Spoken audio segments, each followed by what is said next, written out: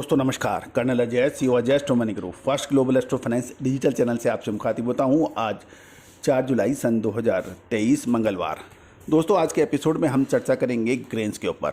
गौरतलब है कि अनाज में चाहे वो गेहूं हो, मक्का हो, बाजरा हो या फिर चावल, इस पर लगातार अपडेट और विश्लेषण देने वाला देश का पहला चैनल। दोस्तों हम वर्तमान ही नहीं भविष्य का भी करते हैं सटीक आकलन। आज सबसे पहले हम मक्का एवं गेहूं के भावों की पर चर्चा करेंगे, फिर गेहूं की अंतर्राष्ट्रीय खबरों से आपको रूबरू कराएंगे। पूरा शो ध्यान से सुनिए। यदि पसंद आए तो आपको लाइक अवश्य कीजिए, और यदि आप चैनल पर नए हैं और अभी तक सब्सक्राइब नहीं किया है तो उसको सब्सक्राइब करना बिल्कुल ना भूलें। जानिए पूरी रिपोर्ट विस्तार से। दोस्तों मक्का के भावों में आज तेज़ी दर्ज हुई है। सांगली के अंदर 2300 से 2400 के भाव हैं यहाँ, और साथ साथ में गोकाक में 2175 के भाव हैं। एमपी के अंदर 2060, महाराष्ट्र में 2060 और यूपी में 2060 के भाव बताए जा रहे हैं।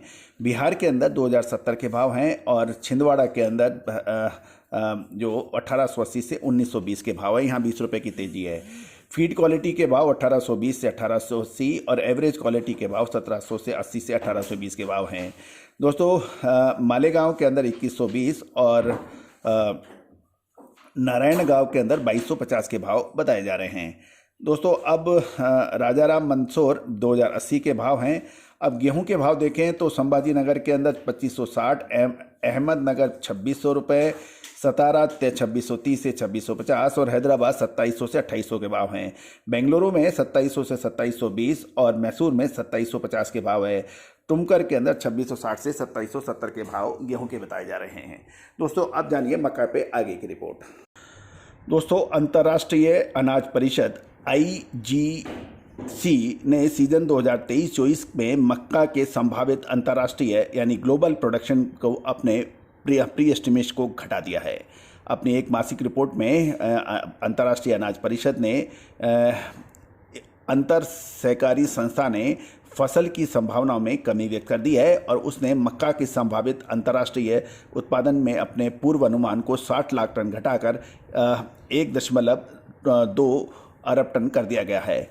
ICG ने अनुमान जताया है कि अमेरिका में अब मक्की 37.34 करोड़ टन उत्पादन होने का आसार है।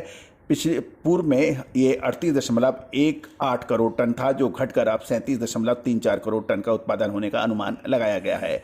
हाल में ही सप्ताह में अमेरिका में मौसम की परिस्थितियां शुष्क बनने के कारण अमेरिकी फसल पर दबाव पड़ने के समाचार मिल रहे हैं, तथा जून महीने में के मध्य में इसकी कीमतें कई महीने के उच्चतम स्तर पर पहुंची थी।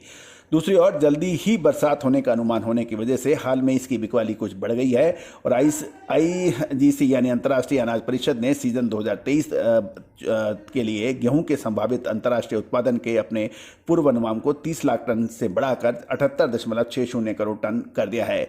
उत्पादन के संभावित वृद्धि का असर यूक्रेन के उत्पादन स्थिति में संभावित सुधार पर आया है, और पूर्व में व्यक्त किए गए 2.02 करोड़ टन के पूर्व अनुमान की तुलना में यूक्रेन में गेहूं का उत्पादन अब 2.25 करोड़ टन होने का अनुमान है।